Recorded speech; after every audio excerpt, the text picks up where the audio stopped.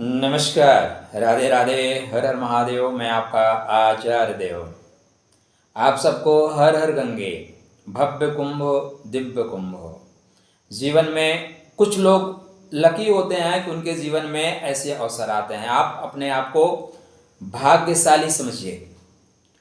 आप लोग आने वाली कई सदियों तक आपके जैसा भाग्य और लोगों को ना मिला है ना मिलेगा। क्यों भाई? आपके सामने राम मंदिर का अनावरण हुआ। वर्षों से हमारे आराध्य कुछ कुचक्रों की वजह से, कुछ विभीषणों की वजह से, कुछ जयचंदों की वजह से, ठीक है, कहाँ पे थे? टेंट में रहते थे। तो आप भाग्यशाली व्यक्ति हैं कि आपके सामने श्री राम, मर्यादा पुरुषोत्तम भगवान राम, उनको हम लोग मंदिर में व्यवस्था कर पाए। सब सनातनियों का ये पराक्रम है। आपके सामने 370 धारा हट गई।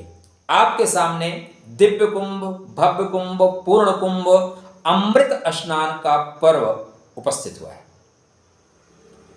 जो आने वाले 144 वर्ष के बाद आएगा। तब तक न जाने कितनी पीढ़ियां खप जाएंगी। इसलिए अपने आप को भाग्यशाली समझिए। अपने समय पे गर्व महसूस करिए। अपने आप को इस गौरवशाली क्षण का साक्षी बनता हुआ देखिए और उसका लाभ उठाइए। प्रयागराज, शास्त्रकार कहते हैं कि जहाँ पे इस सृष्टि में या पृथ्वी पे जीवों के संचालन के लिए प्रथम यज्ञ हुआ, उस जगह का नाम प्रयागराज पड़ा। गंगा, यमुना और ऋषियों की ज्ञानमय स्तुति, ऋषियों की ज्ञानमय वाणी सरस्वती को उत्पन्न करती है। त्रिवेणी 3 तरह के दोषों का समन करती है, 3 तरह के तापों का नाश करती है। उस स्थान पे इस समय अमृत तत्व बह रहा है। ज्ञान यत्र तत्र सर्वत्र बह रहा है। तो आपको गंगा स्नान करने जा रहे हैं, संगम स्नान करने जा रहे हैं, तो प्रयागराज से क्या क्या लेके आना चाहिए, इस वीडियो पे आज इसी बात की चर्चा करें। चैनल को अभी तक सब्सक्राइब नहीं किया है, कृपया कर लीजिए। तो पहले तो आपको हर हर गंगे आप जाएं। आपका जाना ही अपने आप में पर्याप्त है। आप कुछ ले आएं या ना ले आएं, लेकिन अपने आप को वहाँ उपस्थित कर देना ही आपके पुण्य को प्रदर्शित करता है। तो स्वतः को भी ले जाएं, घर वालों को ले जाएं और पड़ोसियों को भी ले जाएं। बांधवा धर्मम नियोजते, बंधु बांधवों को धर्म से जोड़िए। जहाँ पे भी हैं श्रेष्ठ कर्म करिए। यदि आप वहाँ जा रहे हैं तो पहले कोशिश करिएगा, क्योंकि अगर आप प्रयागराज से नहीं हैं तो आपको भटक जाने की पूर्ण संभावनाएं बनती हैं। बहुत बड़ा भू क्षेत्र है।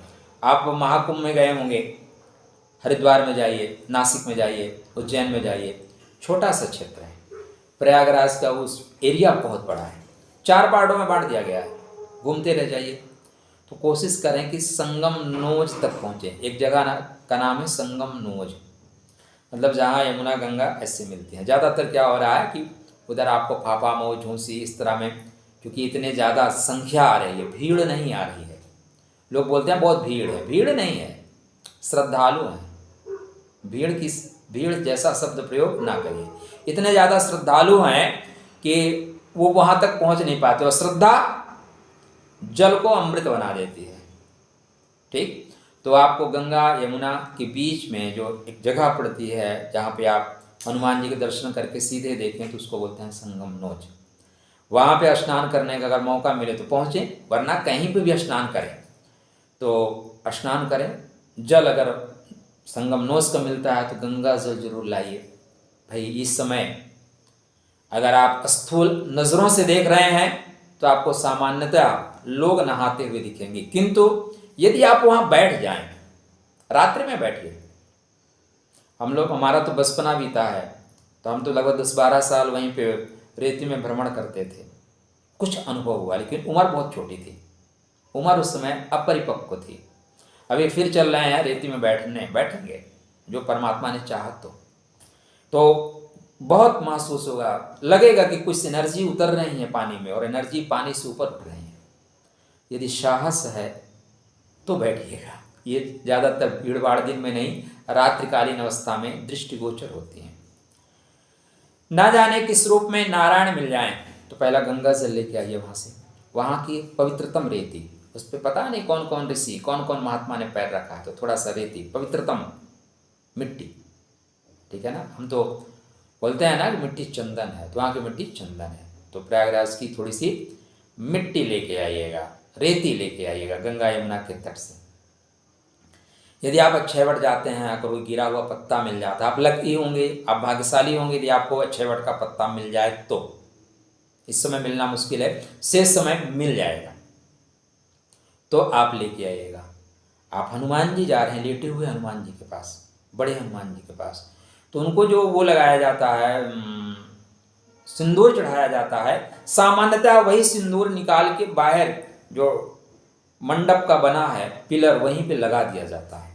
तो सिंदूर लेके आइएगा, ठीक है। ये सब आपके घर में निगेटिव एनर्जी को ख़त्म करेंगी। किसी को नज़र लगी लगा दीजिए, ठीक हो जाएगा। नज़र लगी लगा के देखिए, ठीक हो जाएगा। वहाँ पे आपको जो लोग भी बेच रहे हैं माला वगैरह, रुद्राक्ष की माला वगैरह लेके आइए, पवित्रतम स्थान से आप लेके आएँ। तुलसी का माला लेके आएँ, रुद्राक्ष का माला लेके आएँ। उसको घर में शौक के लिए नहीं, श्रद्धा के साथ यूज़ करने के लिए लाइए, श्रद्धा के साथ उपयोग करने के लिए लाइए, श्रेष्ठतम फल मिलेगा, ठीक है। वहाँ पे जो बड़े बड़े महात्मा आए हैं उनका आशीर्वाद लेके आइए। वहाँ पे उसी दिन आप वापस लौट के आ रहे हैं तो ऐसे बहुत से मंदिर हैं जहाँ पे आपको तुलसी पत्र बहुत मिलेंगे, बिल्व पत्र बहुत मिलेंगे, तो बिल्व पत्र और तुलसी पत्र लेके आइए, ठीक है। आप इनको ला के अपने घर में रखें या सुखा के रख लीजिए।